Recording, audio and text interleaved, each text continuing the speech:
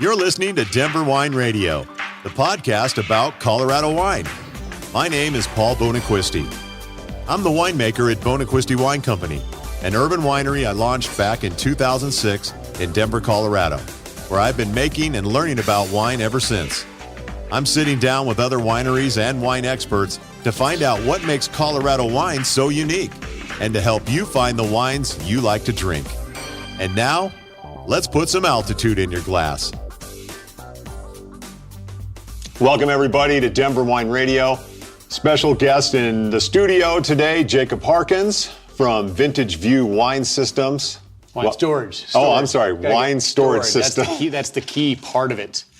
By the way, I have to keep up with, you've got that radio voice, and I feel like I have to overcompensate for that. Yeah, I'll just speak loud and be excited about it. So, all right, well, great to have you here. Welcome back to the winery. Absolutely. And you dabbled in, I don't know how to say that's the right word, but that's where I first met you. You were Colorado wino. Yeah, that's right. You were involved in the Colorado wine industry. Yeah, I started as a blogger, right? Way back. And I thought I could stand out by focusing on Colorado wine because nobody in 2009 was talking about Colorado wine at all. Well, and here we are in 2022, and nobody's talking about Colorado wine. We are. Yes, we are. So that's not entirely true. No, that's not. It has grown. A lot more wineries. Yeah, and there has been a lot more exposure, a lot of articles written about Colorado wine in a positive way. Yeah. So. Yeah. But so keep going with your story. My story? Yeah. It was simple, right? I just started buying bottles. Actually, I was introduced to Colorado wine through this winery. Before that, I was Sunday, you couldn't buy booze in Colorado on Sunday, and I needed to bring some booze to a dinner party or something. And I Googled online. I was like, oh, wait a minute, I can go buy Colorado wine because of a weird loophole in the laws. And I rolled in here, and you were sitting probably right about there, whatever the bar looked like then. And I bought a couple bottles of wine at 2 p.m. on a Sunday, and that was my introduction to Colorado wine. That's awesome. Yeah, and then in the course of 3 years before I turned it into kind of marketing, I probably drank more Colorado wine. I feel like I probably drank more Colorado wine than anyone outside of the Colorado Wine Industry Development Board. You did, yeah. And I remember because you were my neighbor. Yep. Stopped by your house to do a tasting, and yeah, you were loaded. Your wine rack was full of Colorado wine. Yes, and people always wondered why. And I was like, because there's some good bottles here, and there's some bad bottles and some good bottles, and right. And just like any other wine region on the planet. Absolutely. Just like, any other wine region. And so that brings us today. We are doing Colorado versus the world. So this is the tasting I like to do where I pick out a varietal and just go pop into the wine shop and pick out a Colorado wine and match it up against the world and see how we fare. It's always fun. Remember when we did in those early days, we used to do the Colorado versus Virginia showdowns.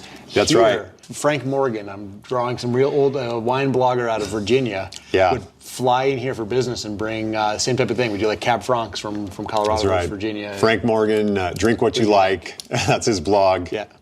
Big shout out to him, and I think he's still doing Virginia wine. Yeah, he carried that passion a lot longer than I did. Yeah. Yeah, that was fun. We did a couple of Virginia-Colorado showdowns here. Yeah. And they do not like when you mistake them for West Virginia. That's what I recall. I would have probably guessed that to begin with, because I don't think anyone likes being compared to West Virginia. No, just like here in Colorado, we don't want to be Kansas, confused with Nebraska. Any state that touches our border. That's right. All right, so I'm trying to open this one up.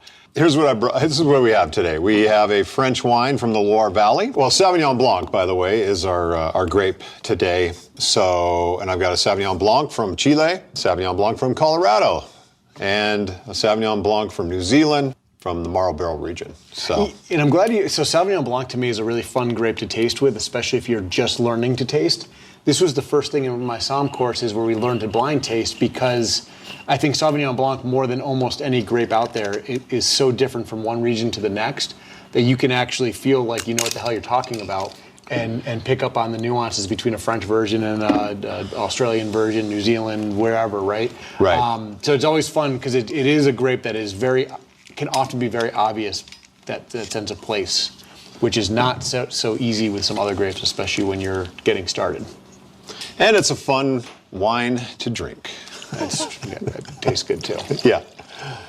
All right, so first up today is Les Escales from the Loire Valley. This is Sauvignon Blanc. The Loire Valley grows, they're known for Chenin Blanc and Sauvignon Blanc, and also in the red varietal Cabernet Franc out of Loire Valley. So you just almost spilled your glass. let's hope I don't spill more. Yeah, so I'm gonna. Oh wow, this is smells super delicious. And I went ahead and I had to do a quick splash because one of the worst things you can do before you taste wine is brush your teeth. And I did that about 30 minutes ago. Yeah. So I needed to make sure I could get that out of there and just reset to hopefully 0 on there. Yes, some of the worst things coming into a winery is just because you just brushed your teeth, or you walk in with a cup of coffee. Yes. And say, hey, do you have where can I put this? And because I drink a lot of coffee and I brush my teeth often, I make that mistake. Even as someone who's been drinking wine somewhat critically for 15 years, I make that mistake more often than I care to admit. All right, Loire Valley Sauv Blanc, really fragrant. Lots of lemon, lime. It's got and it's a good acidic structure. Yeah. As with a lot of old world wines, you're just going to naturally get that kind of food friendliness right off the bat, which is one of the differentiations. You know, if you ever want to learn to compare French wines to the rest of the world or European wines, that's like a very good classification between old world and new world, is that acidity, that freshness, that tartness. Yes. Yeah, really delicious. I could drink this anytime. Overall, scoring this good. Okay? Good? For now. I'll be right back. See, I didn't know we were scoring stuff. So yeah, we are going to score. Well, we're not going to score individually, but at the end, we're going to decide which one's our favorite, or which one, your favorite, my favorite. The difficulty, so when you do this without the brown bag over it, you get a lot of bias already built in, right? You do? Yeah, like I'm rooting for wine number 3 right off the bat, just because I'm Colorado proud and I want it to do well. Yeah, I am too. And also, I know what to expect a little bit out of the flavor profiles of these wines, and that's why I put the Marlborough at the end. But right now, we're tasting the Connoisseur Sauvignon Blanc 2020 Valle de San Antonio from Chile, and this is made with 100% organic grapes. It's also vegan, apparently. Yes, it does have the big V, and I get that asked from time to time with people coming in, is your wine vegan? And I say yes, so, because it is. It's just grapes, it's just fermented grape juice. Wow, so this has a way brighter citrus component than the Stork Wine Company. Yeah, I feel like we went to the tropics a little bit. Yeah. I like the tropics. I think this was going to make me sneeze. Kind of almost like, not quite like Riesling, but a little petroleum characteristic I'm getting on the nose. And since I apparently am more eager to drink in the day, I jump ahead of you and sip while you're still evaluating the smell. As you're saying, though, this one has more of a mouthfeel to it. It's a little bit bigger of a wine. Although, like, the flavors they lost me a little bit the first reaction on the palate was much more favorable than the second and third reaction. It just didn't have a lot of, to me, it lost a little on the depth. Yeah, I kind of agree with that. I did. It punched me up front and then just kind of dissipated a little bit quicker than the Loire Valley. So definitely I think the acid is more, this is a little bit higher acid structure than the Loire, which has surprised me. This would be, I would think this style would more come from France. So right now, France is beating Chile, in my mind. Yes. I'm imagining that first one with like my nice little cheese platter on a summer day. Yeah. Yeah, I agree. I could take that out to the park or to the picnic grounds or to the backyard very easily. Sunnyside Music Fest. And then the Sunnyside Music Fest, that's right. So, although actually, if you're going to the Sunnyside Music Fest, you should stop by here and get yourself a jug of wine before you head over there. You should. Yeah. You don't want to plug yourself, but it comes with more validity when the outsider does, right? Yes, I think so. All right, so next up is the Buckle Family Colorado Sauvignon Blanc 2020. So, and we were talking about the origin of this wine. I believe we're correct in saying this. So Joe Buckle got his Colorado start at Sutcliffe Wines, we believe. I believe. I told this to Paul. He's just agreeing with me that I might know what I'm talking about. Yeah. And he has a, if I remember correctly too, to Joe Buckle, who's the winemaker, and he owns this now with his wife, I think. This part I'm kind of just going off some loose memories. But I want to say he had a pretty good background of winemaking in California before he came out here. I hope that to be true. I'll take your word for it, okay? I've been known to make up stuff before. So, Buckle Family Wine, located in Gunnison, Colorado. Wow. Sauvignon Blanc in Colorado is it's not widely planted, but I also wouldn't call it obscure. Right. I think there's, 4 or 5% of the vineyards are dedicated to Sauvignon Blanc. From 10 Acre Farm in Colorado. Do we know where that is? I do not know where 10 Acre Farm in Colorado is. I'm just assuming it's in Colorado. We'll go with that. Yeah. So probably. I mean, most of the grapes that grow in Colorado are going to be near Grand Valley, so I would assume it's there and not higher up in Paonia. There's something in here that I'm not sure what it is. Well, I definitely I'm getting that citrus component that is common in all the Sauv Blancs. There's a little of that kind of rivery smell, and it's not rivery. That's the thing I can't identify in there. All right, so this is drier than the previous two. I mean, bone dry, where these came off a lot fruitier. This one's very tart. It doesn't have those kind of tropical flavors to it. Right. So this is one that screams drinking with food to me. Yeah, definitely. And I'm starting to get that river rock thing you're talking about. There's just, I don't want to say a funk. No, it's not. That was the word I was refraining from using. Yeah, and that's not a bad word in wine. No. Funk is not a bad word. It's got a layer that just wasn't in the other two wines, and it's not related to fruit. It is. I guess I go to that river rock because that's a common term that you'll hear people say, but it's not quite that either. So I'm struggling to find a good way to describe it. But it's an interesting wine. Yeah, definitely. Now this one comes off very dry finish, lemongrass, the kind of things they you usually talk about in Sauv Blanc. And this has actually an extended finish, because I'm just picking up on that, where the other two kind of drifted off quicker. Yeah.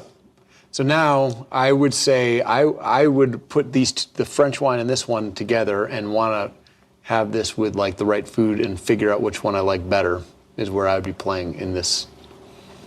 One of my favorites to pair with Sauv Blanc is Castelvetrano olives. There you go. Yeah, that's the green olive, really good. So in fact, would probably hold up. This actually has a little tannin structure to it, a little grape tannin to it. And now that you've said olives, I'm thinking of a little bit of olive juice, and now I'm thinking about like that flavor profile that's kind of unidentified here might go really well with those olives. Yep. We could even call it olive brine instead of river rock. It's so funny when you can't identify what it is, you just start making up like words. You do. You just kind of figure out. And then what does that even taste like? When you hear people say things that you've never tasted before, it's like, how do you even know what that tastes like? I love when you see someone saying, like, tastes like gym socks or something like that. Yeah. And I'm like, well, of course, that's not a very flattering thing to say about a wine, but it also, like, how do you know what gym socks taste like? What are you doing at home? Yeah, we've smelled the gym socks, but we've not tasted it. Yeah. All right, so this is the Manu Marlborough Sauvignon Blanc from 2021. That's New Zealand. This one comes off, it's got the most, yeah. I mean, so this is what New Zealand tastes like. The Sauvignon Blanc, it's got that element of big kind of those tropical flavors, but I'm also picking up another common bracket, the fresh cut grass. There's like that green smell to go along with those other flavors in there. Yeah. Yeah, this comes off very tropical to me with lime zest and some of your fresh cut grass. And it tastes like it smells. Yeah, it sure does. So this is the only one of the lineup that I would run to as a drink alone. I would drink this without food much quicker than the other ones. Yeah, definitely. You can. Yeah, it has a real big mouthfeel, real super juicy fruit, kiwi. Yeah, lime juice. But yeah, you can drink this as a beverage, standalone. Absolutely. So now we have to figure out. So here's the thing: I can't pick a best one out of here. I can eliminate one, I think. Yeah, I do too. Let's talk about pricing just for a second. See, that's the thing. I don't ever know how much money I spend on wine, which is a good or a bad thing. Well, yeah, maybe. Yeah, let's not talk pricing until you make your final decision. So porch pounding, I'm going with this. I'm probably passing on the Chilean. Yeah. And I'm probably having some fun with food on the Colorado and the French to see which one I like better with the nuance. So I'm a little bit of hedging here. Yeah. But depending on the right food pairing, I might enjoy the Colorado one more than the French one, and vice versa, depending on what's on the table there. Yeah, I think I agree with you. This would be my least favorite, but I'd have to go back and taste this. But both very food friendly. And then Marlborough Sauvignon Blanc. I mean, it just fits. It fits the bill of what it is. Yeah. So this is the one that the first wine I was able to successfully blind taste out of a lineup. That's the one that once you taste it and smell it, you know what that tastes like. And when they do it well, it always smells and tastes like that, right? Yeah. And that's the mark of quality and consistency and doing what the grapes say to do. Definitely. Yeah, so all these ran between $16 and $20. Okay. Both these came in at 20, and I believe these were right around, I think this was 16, and this was about 17, we'll call it. Cool. So no real discernible difference. I wouldn't. No. You're either, when you're above 15 to 20, the difference between 16 and 19 is not ever making me, it doesn't make me change my tune. Right. Right. That's true.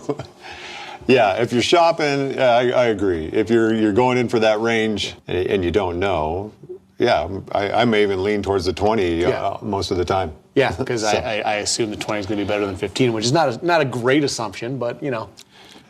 Well, so here's what I like about doing this. So I like doing it without the brown bag. I used to get a lot more serious with my wine tasting and like some of the people in my network. We would do a lot of blind tasting and try and critically evaluate every single wine. And I have really evolved a lot from that because I've never had friends over on a normal Friday night where I drink wine out of a brown bag, right? We drink wine and the experience and the story behind it ends up being what I like about it better, right? The Buckle wine, because I have such a history with Colorado wine, it's always probably tasting a little bit better to me than the average person on the street just because I want it to be good. And that's okay. Yeah. It's okay, right? And I know that I'm supporting some family in Gunnison. You know, I don't know them personally, but that's a cool part of the story to me where the other three, I will never meet the winemaker, I'm guessing, probably. Say that's a fair fair assumption. Fair assumption. Yeah, I agree. Supporting local, these guys. Yeah, and they make great wine. They had 2 wines last year in the Governor's Cup collection. So they make fantastic wine, and I just knew going into this, I'd never had it, but I expected a high quality wine, and it's right there. And I like the label too. I get pulled into that. I like what it looks like. That means you're thinking about it from a full, package, right? You want people to want to look at the label, like the label, drink it, enjoy it. Mm-hmm. And I kind of, I haven't been to Gunnison in a while, but it'd be cool to go to a winery in Gunnison. Why not? Yeah, absolutely. Driving through, it's beautiful driving over there, and just another bonus along with the mountains and the reservoir and everything that's in Gunnison. So yes, so you take that wine to the bottom of the Black Canyon and probably go fly fishing and drink that, right? Is that? That's right. And see if you can catch something that pairs with it, and that would be a little bit of a guessing game. Yeah. So from Colorado Wino. To now with VintageView systems. Tell briefly just what VintageView systems all about. Wine storage, wine racks that look great, right? That's the key. The company was founded in Colorado, Castle Rock, 21 years ago in 4 days. Wow. Yeah, birthday's actually May 5th. And the founder just wanted, the real kind of shady story is like he was inviting some friends over often for big dinners and such, and he would say, go down, pick a bottle out of my 3,000 bottle cellar. He would do that and also then slip a $10 bottle in there and take out a $500 bottle and go home with it. And he never realized this because they're all in crates and stuff. So he's like, let me do something visual so I can like look at my wine and see who's stealing my wine, basically. Kind of a sad story, but he came up with the idea of the label forward wine rack and did it in a metal and perfected it. Pretty much the first try, and it kind of nailed what is the VintageView look now. And so over the course of 20 years, we've really helped establish wine cellar design as an important element. Because like 30 years ago, 20 years ago, 10 years ago, a wine cellar was a functional, practical space for people with hundreds or thousands of bottles. And now it's a functional, practical space that looks good and can also scale down to people like, I mean, I have 100 bottles at home, right? I don't have room for a 4,000 bottle cellar. Right. And so that's what we do. We make beautiful metal wine racks that go great in cellars and go great next to people's wet bars as well, or wineries. And they work well in wineries. Here's a look at our VintageView storage system that's been working wonderfully here for years now. Yeah. We have what do I have here? A 270-something bottle storage. Yeah, and it's great because, you know, like you can get the peek around it. You see your labels, which are very important to you, right? Very important to your customers. It's also easy for your tasting staff to figure out if they're pulling up the Cab Franc or the Vinny No-Neck or whatever wine they're looking for. And to me, that's the important part about thinking about it. Like, your winery should be about enjoying. I mean, people want to have a good time here. And to me, that's an important nuance that sometimes people lose in the tasting room. I've been in so many tasting rooms of great wineries, make good wine, and the tasting room is just like, what were you thinking? You know, whether you're tasting 5 wines or you're staying for a glass, like you should be enjoying it. And the wine racks are part of that. The Friday nights out in your parking lot with local music, part of that. Like, it's all important. And I love it when people think about it holistically. Like, this bar is cool. I want to sit at this bar and drink wine. And I'm glad that VintageView is part of that. Yeah, well, thank you. We're glad VintageView is too. Do you have a Colorado wine story you want to share with us? PG or PG-13 or R? PG-13 is fine. R is okay too. I don't even know. So it's something very memorable. There's a lot of cool stories that I've had along the way. I've met a lot of fantastic people along the way. But I guess just the really lasting impact is just I discovered this cool wine culture that's trying really hard to be something and finding its footing. And I look at all the folks that I've met and I just think that we did that documentary several years ago, right?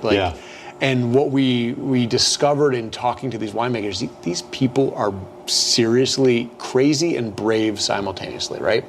Especially the folks, so you're in a little bit of a different, you have the challenge of a small business, but you're not operating a vineyard simultaneously.